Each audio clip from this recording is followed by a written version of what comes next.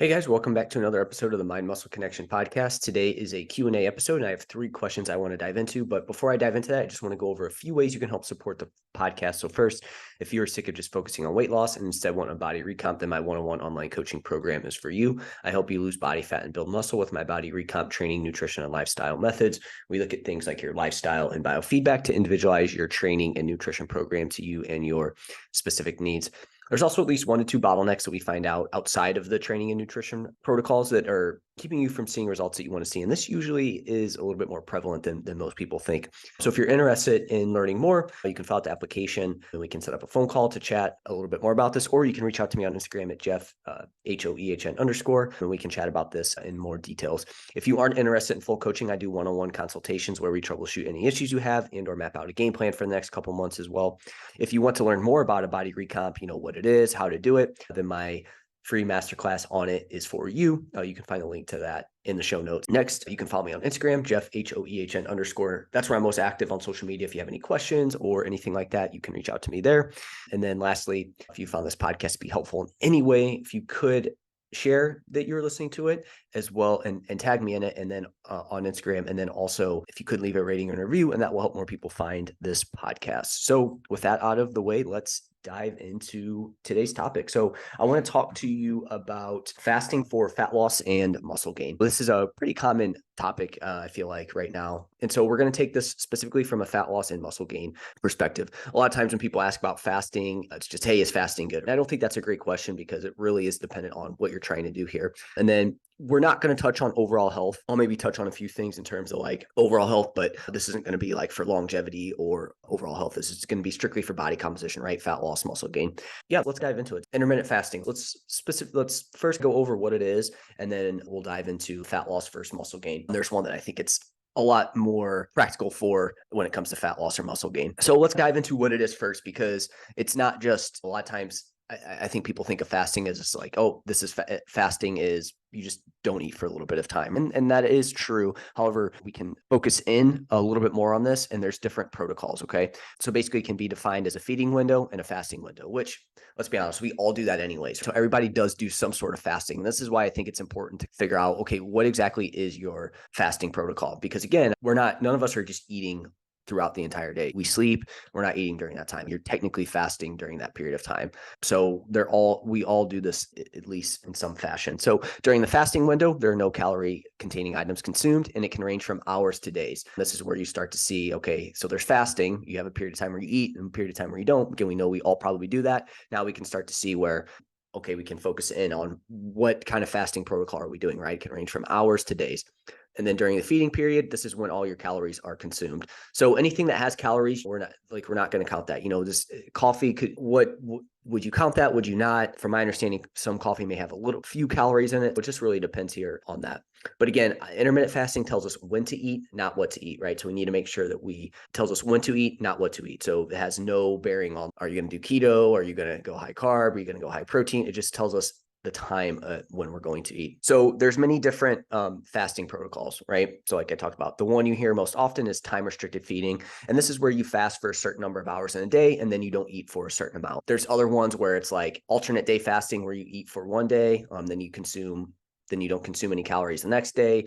You do that. There's fasting where you maybe have a really low day. There's protein sparing modified fast. There's fasting that people do for multiple days. So there's different forms of fasting, but what we're going to take this from, I wouldn't recommend those to anybody who's looking for body composition purposes. Anything that's more than a day of fasting, I think is just too much. Even an entire day of fasting from a body composition standpoint, it's uses for that. And so we're not going to talk about that. Okay. We're going to talk about time restricted feeding, where we're going to do certain hours out of the day we're not going to eat. Again, we're going to have that eating window, and then we're going to have that fasting window. So a fasting window of 12 to 16 hours is going to be applicable for most. So I'm just going to throw that out there right away. 12 to 16 hours. I think anything more than that, and there's just really no practical use of it. And it's just, I don't want to say that. I guess from a body composition standpoint, you could just say that the cons outweigh the pros, and there's really no upsides of going longer than that from a body composition standpoint.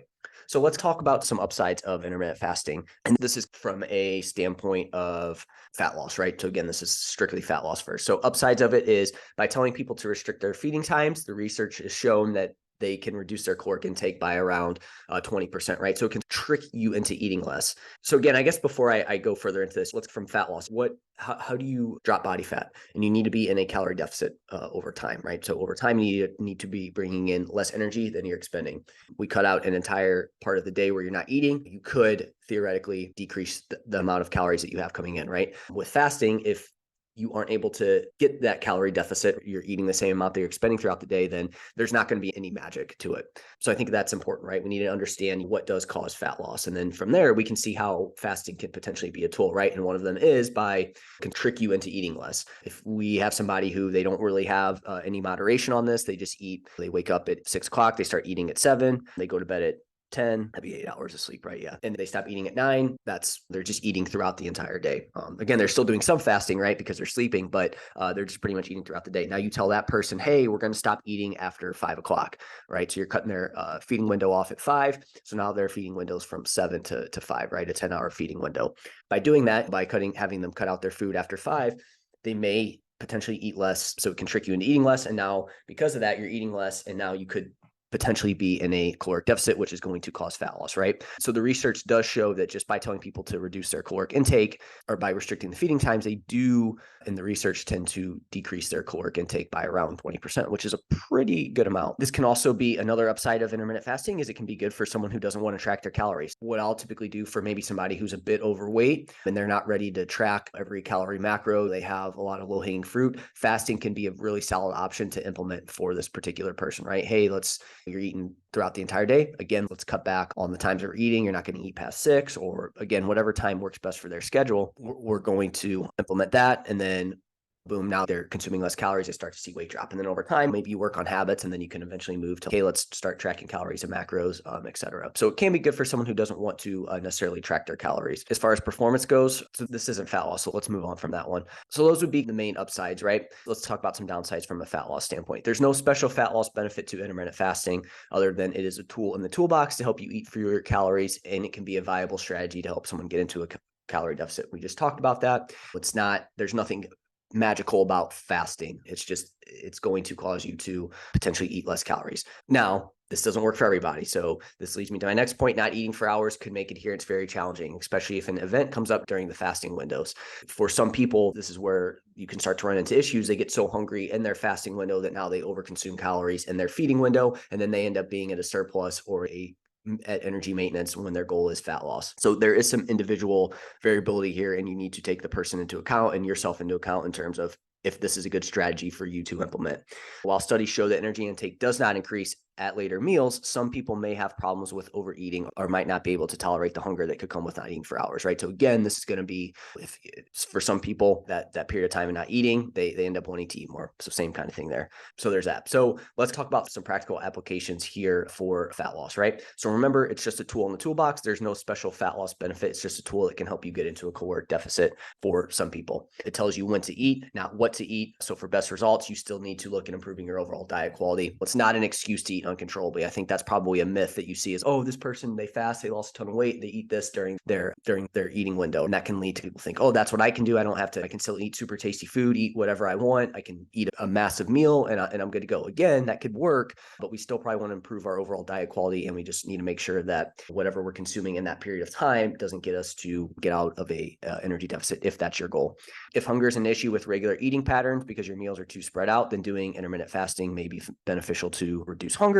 I'm always going to tell people to start with a more conservative window, right? So if you're not used to this, start with like 12-12 and then work your way up from there. Don't go straight into, oh, I saw so-and-so fasted. They only ate for 4 hours out of the day. Now I'm going to do a 20-hour fasting window after I've been consuming calories for 12 plus hours regularly throughout the day. Probably not going to be great for you. You're going to have a hard time sticking to that. So you probably want to slowly work your way up into these more extreme fasting protocols. Also, you don't need to do more than 18 hours of fasting per day. The research saw very little to no benefit of going from a 6-hour feeding window to a 4-hour feeding window. So this is why I said 18 hours at the most, just because there really was no benefit of going from 6 to 4. So what would be why would you want to do that? You're just suffering a little bit more for really no reason there. Now, this leads me to the muscle side of things here. We want to make sure we consume an adequate amount of protein. So if fat loss is your goal, obviously if we want to drop body fat, we want to get into a calorie deficit, but in that process, we want to make sure that we maintain as much lean body mass as possible. If you're only eating for 4 hours, it's going to be really hard to hit your protein goals in that. From muscle standpoint, muscle maintenance, muscle growth, it's probably going to be really hard. So this is where from overall body composition standpoint, this is why I'm not a huge fan of these really long fasts, especially something that, again, we know there's not really any fat loss benefit from going from a 6-hour feeding window to 4. So it's also going to be really hard to get,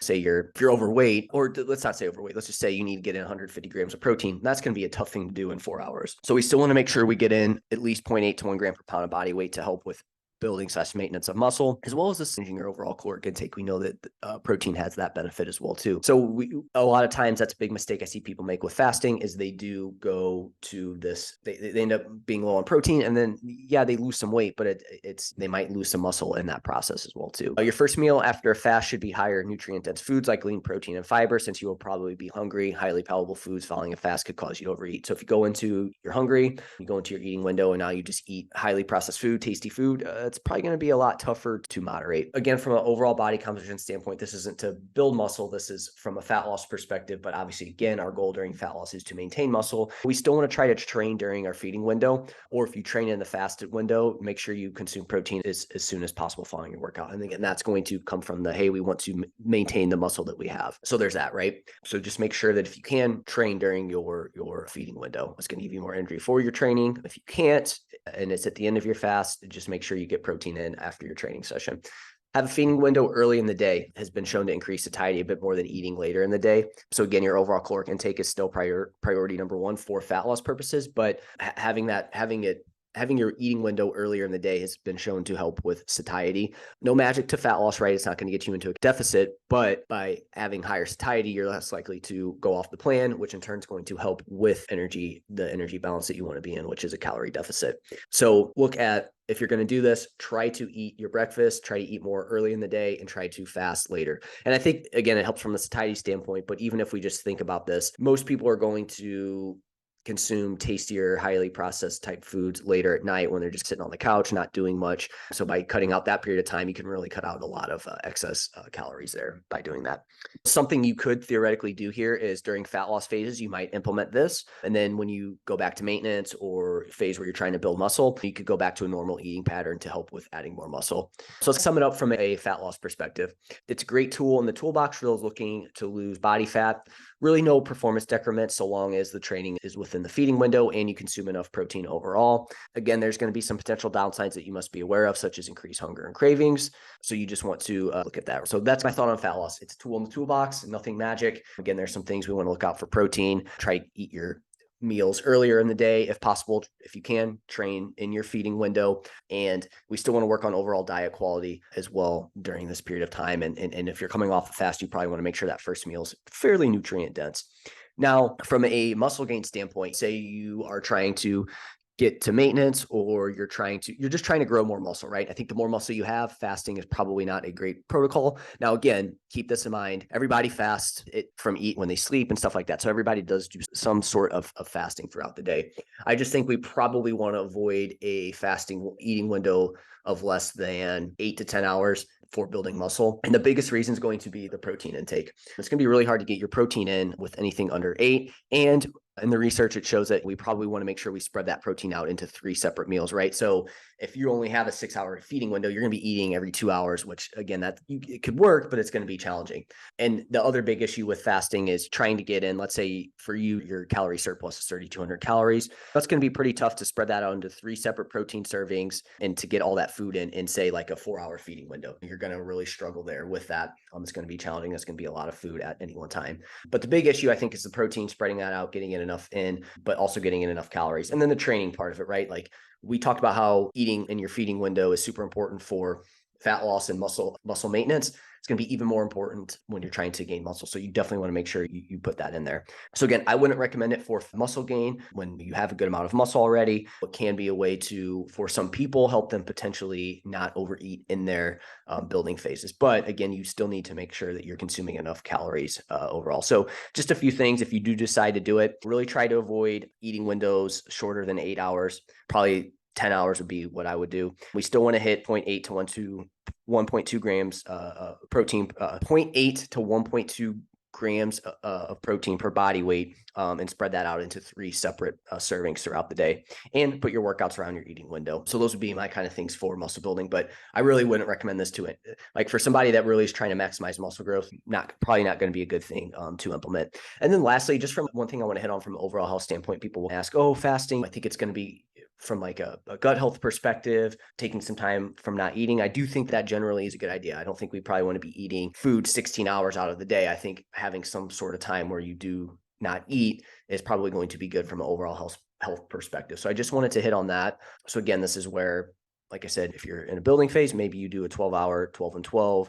Again, so long as you hit these things that I talked about, and maybe you could go down to 10 hours, but I just feel like it's applicability for anything for muscle building is not as great once you go under a 10-hour feeding window. So that's my thoughts on fasting. Let me know if you guys have any questions on that particular topic, and let's dive into the next one. So how long was your last building phase before this cut? So I started this cut in the beginning of June. So I'm about, or not the beginning of June, sometime in June, I think the end of June. So it's been about beginning of July. So it's been about 3 months or so that I've been doing this. So my last building phase before that, I ended it in my last photo shoot prep, which was at the end of April. And then in May 2022, I just focused on maintaining a bit, just taking a break from tracking and everything like that. And just taking a break from it. And then I officially began in June 2022. And then I ran it all the way until the end of June 23. So it was about a year. I gained probably 15 to 17 pounds. Again, that was slow over time. I ran one mini cut in that period of time to just drop a little bit of body fat and to just give me a little bit more runway for the building phase. But I definitely took it a lot slower. I incorporated more movement. So I definitely stayed leaner. I'm almost wondering, and once I finish this fat loss phase, see where I finish and reevaluate going into my next building phase, I'm almost thinking I might be able to stay a little bit leaner as well and maybe cap it a little bit higher, but we'll see. I'm not 100% sold on that yet. I do getting up into 165, 170 because that allows me to be pretty flexible with my nutrition while obviously still hitting basics. If I were to go a little bit less than that, I would obviously have to be not rigid, but a little less flexible. But from a look standpoint, I do the leaner look for sure, especially now that I've added more muscle over the last couple of years. I just this look a lot better. Just not right now, I'm just not a big fan of the amount of calories that I'm taking in. Obviously starting to get a little hungry, and then training just hasn't been as great. And I know it can be better with a little bit more food. So there's that give and take. Obviously, the higher I let my body weight come, the more flexible I can be with nutrition over time. Again, we still don't want to go at it in a super fast way because we know that the quicker we gain weight, you're going to start to add more muscle, more body fat versus muscle, right? So you still want to take it slow, but obviously even as you get further and further up, that's going to allow for a little bit more flexibility. Whereas like when you cut it off, like again, you're more flexible than you are during a fat loss phase or maintenance phase, but you just are less flexible because you need to cap that body weight off at a little bit lower. So there's some pros and cons to it. I think again, the biggest thing for me is just going to be how's my training going and how am I feeling overall, and then I'll weigh it out. But I'm definitely tinkering with, hey, maybe I'll stay a little bit leaner. Now, I have implemented zone 2 cardio since my last building phase, right? So in this fat loss phase, I implemented it. Will be interesting to see how that impacts things in terms of my energy expenditure. And